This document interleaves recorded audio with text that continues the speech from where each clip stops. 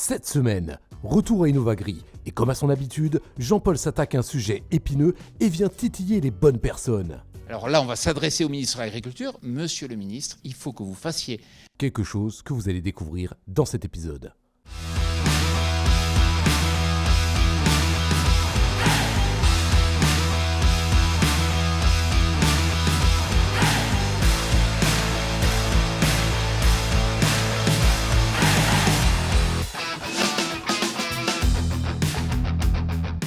Si on vous parle à nouveau d'Innovagri, c'est parce qu'on ne pouvait pas s'empêcher de vous montrer les innovations que nous y avons vues, mais aussi les freins à l'agriculture du futur que nous avons constatés.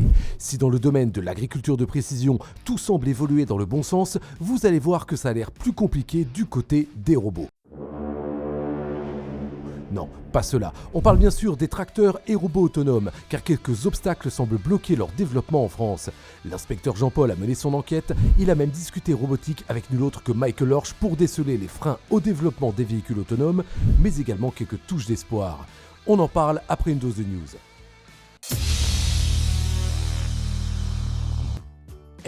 Vous vous souvenez ?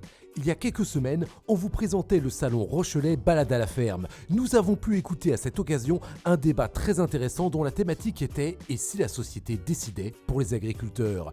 En compagnie notamment du maire de La Rochelle, Jean-François Fontaine, et du président des chambres d'agriculture, Sébastien Windsor. L'idée de cette conférence était de redonner la parole aux agriculteurs présents qui ont pu témoigner de la réalité de leur métier, mais aussi des attentes souvent sans compromis de la société et des consommateurs.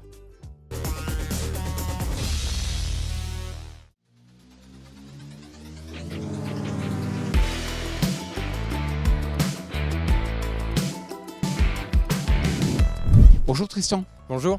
Alors c'est vrai que chez Fieldview, vous avez la logique de dire c'est dans le détail aujourd'hui qu'on va rechercher la valeur ajoutée en grande culture. Aujourd'hui, les machines, elles génèrent plein de données qui permettent de vraiment calculer ce qu'on fait à la parcelle. Donc tous les agriculteurs font des essais de phyto, d'engrais, produits de biocontrôle, etc. Il faut mesurer pour mesurer les retours sur investissement économique et également environnemental. Ça veut dire que pour un agriculteur qui souhaite aller dans l'agriculture précision, vous vous dites qu'il faut avoir une plateforme qui est très ouverte. Exactement, on cherche à avoir la plateforme la plus ouverte possible. Donc aujourd'hui, on est multimarque, on fonctionne avec tout type d'équipement, récents ou pas, puisqu'on peut rééquiper aussi des équipements qui ne sont pas récents, quelle que soit leur marque. Et puis on a aussi un certain nombre de partenariats avec d'autres entreprises qui font des logiciels digitaux. C'est pour ça que vous avez signé un grand nombre d'accords ? Oui, exactement. On a signé plusieurs accords là dernièrement avec Isagri et le logiciel Geofolia, avec Cibex pour le pilotage de l'irrigation, avec Wanaka, pilotage de l'azote. Et on a beaucoup d'autres accords qui arrivent puisque l'objectif c'est que les données créées par les machines, collectées par Fieldview, puissent être réutilisées soit dans des OAD, soit pour construire un registre phyto, un cahier d'épandage. Merci beaucoup Tristan. Merci Jean-Paul.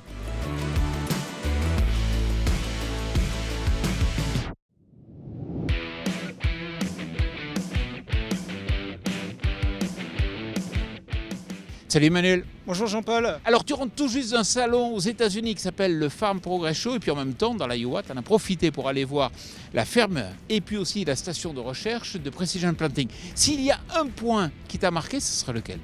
Alors ce qui est impressionnant aux États-Unis et au moment du salon, c'est que quasiment tous les semoirs monograines sont équipés de technologie Precision Planting. Et ce qui m'a également surpris mais agréablement, c'est que tout se joue au moment du semis. Et ça veut dire que justement tu as découvert des technologies qui se concentrent là-dessus ? Oui, on a découvert des technologies et ce qu'on peut dire, c'est que Precision Planting a compris tout ce qu'il fallait par rapport au semis. Alors justement, Charles, ça se concrétise comment ? Chez Latitude DPS, du coup, nous proposons un diagnostic semoir, puisque si vous avez un semoir qui est mal réglé, vous allez avoir des levées échelonnées dans la parcelle. Donc pour éviter tout ça, il y a plusieurs technologies que l'on peut installer. La première, ça va être le Delta Force, c'est quelque chose qui va maintenir du coup le parallélogramme. En maintenant le parallélogramme, du coup, on a une profondeur toujours identique de la graine. Ensuite, on va avoir toute la partie distribution, donc ça va éviter les manques, les doublons, parce qu'une graine perdue, c'est forcément du rendement en moins. Et puis ensuite, on va avoir toute la partie fermeture avec le Fureforce qui est là juste derrière moi et qui permet du coup, avec un boudin d'air, de tout ça depuis la cabine, de régler du coup la force de pression pour bien fermer le sillon. Comme ça, on a un bon contact sol-graine. Alors vous démarrez justement avec cette notion de clinique, c'est ça, de diagnostic ? Oui, le diagnostic, en fait, si vous regardez une parcelle et que vous allez vraiment voir dans le maïs, vous allez voir des maïs qui vont être plus ou moins avancés. Et ça, c'est lié au fait que votre semoir a des défauts. Des défauts légers parfois. Parfois, ce n'est pas forcément nécessaire d'investir lourdement, mais on vous propose du coup d'aller diagnostiquer votre semoir et ensuite de vous proposer des technologies s'il y a besoin. Charles, Emmanuel, merci beaucoup. Ça y est, on vous a promis des véhicules autonomes, en voilà un. Sur ce même stand Latitude GPS, on pouvait voir un tracteur autonome fonctionner, mais qui rencontre une situation un peu particulière. Salut Raphaël. Bonjour. Alors ça y est, vous avez le tracteur autonome. Enfin, vous êtes capable en rétrofit d'installer sur un tracteur, Latitude GPS, un système permettant d'avoir le tracteur autonome. Ça marche réellement ? Ça marche très bien, ça fait déjà plusieurs fois qu'on a pu le tester et ça marche vraiment très bien. Le seul problème, c'est qu'en France, on n'a pas le droit. Exactement. Aujourd'hui, la réglementation reste très floue là-dessus. On ne sait pas si ça provient du ministère, des constructeurs. On ne sait pas d'où vient le problème exactement. Aujourd'hui, on fait partie d'une association qui s'appelle Robagri, qui est déléguée par le ministère, qui travaille justement à faire évoluer la réglementation sur tout ce qui est robotique agricole. Alors là, on va s'adresser au ministre de l'Agriculture. Monsieur le ministre, il faut que vous fassiez accélérer la réglementation parce que la technologie est là. Merci Raphaël. Pas de souci, bonne journée. Coup dur de l'administration et possiblement un méchant frein pour le développement des robots en France. Ça nous a fait penser à cette news qu'on vous avait relayée la semaine dernière. Horsch abandonne le développement de son outil de traction autonome. Mais pourquoi donc ? Coup de chance, Michael Horsch, le big boss de l'entreprise, était à Innovagri. Alors on ne s'est pas démonté et on lui a demandé directement. Bonjour Michael. Bonjour.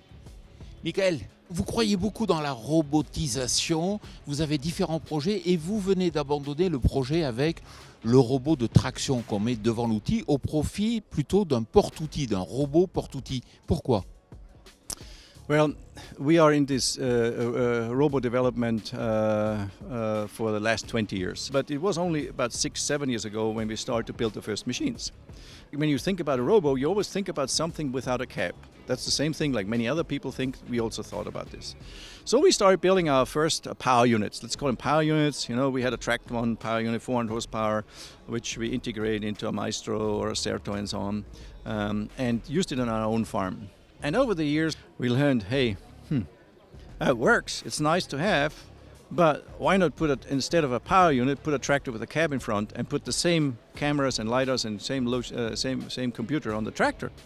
There's no difference. The only thing, the tractor will be cheaper than the power unit because it's built in big quantities and it's there ready. Plus, I have the cab on, so I might as well jump in the cab, take it from one field to the next field legally on the road. And then what we also learned there with our robots in seeding, some days we were out there, we had to have a person walking behind the seeder almost every day because there was blockage issues, there was blockage here, there was issues with wet soil where you had to make a decision to change the speed, which you couldn't see from a drone, which you couldn't see from the computer. So you have to be around a robot anyway. So instead of having a multiple of robots in the field, in arable fields, in cereal fields, you better have one big one there because you have to take care about it anyway. So the autonomous part, the robot part, is not so smart as we think. There's a lot of smart solutions. Like how do we detect in the future blockages? How do we have collision avoidance systems that get smarter and smarter and so on? That's what I see coming. But it's not something magic that revolutionizes farming in terms of getting rid of farmers and getting rid of tractor drivers. That's what we learn.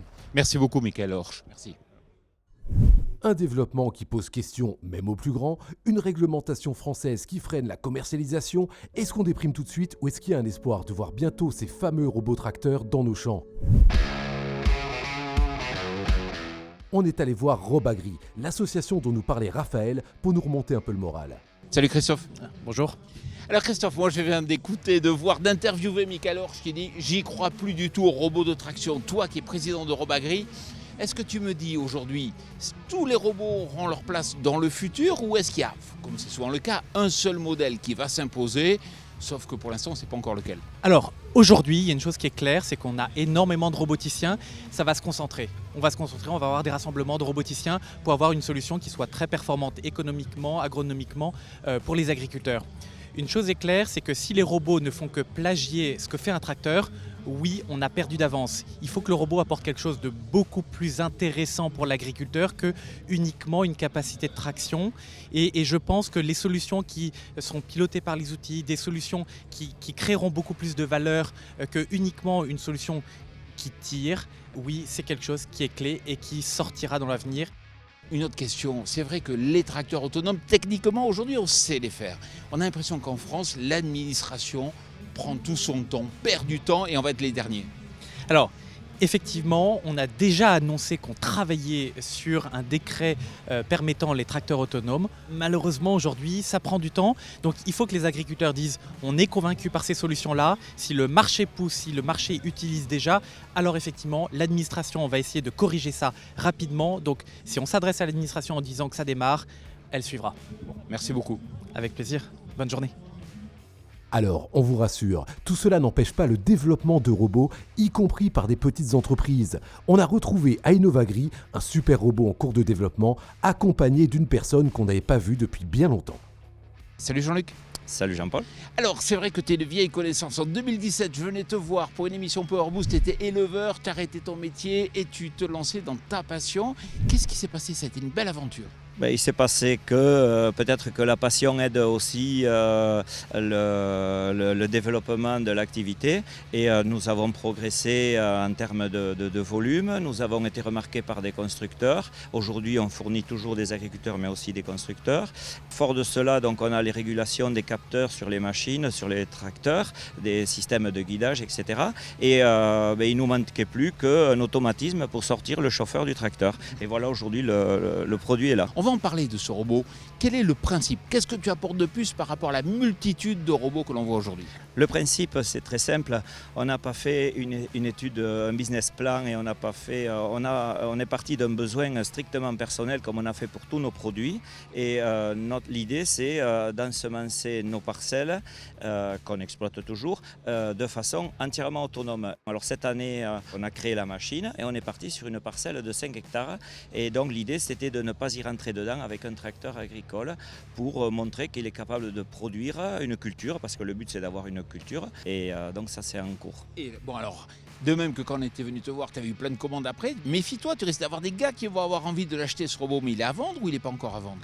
Il n'est pas à vendre parce que c'est encore un proto. Il reste à le finaliser pour pouvoir le mettre dans les mains de tout le monde. Qu'on vienne pas aller, ouais, mais c'est compliqué ton machin. Voilà. Mais on se donnait 4-5 ans avant d'arriver à vendre les premiers produits. Je vois que cet écart de distance, de jour en jour, il diminue parce qu'on va de plus en plus vite. Donc une machine 100% électrique, un semoir français 100% électrique. Et ça peut se faire. Bon, et on vous le rappelle, consommez toujours de préférence français. Merci beaucoup Jean-Luc. Merci Jean-Paul. C'est sur cette success story encourageante que nous quittons le salon Innovagri pour de bon.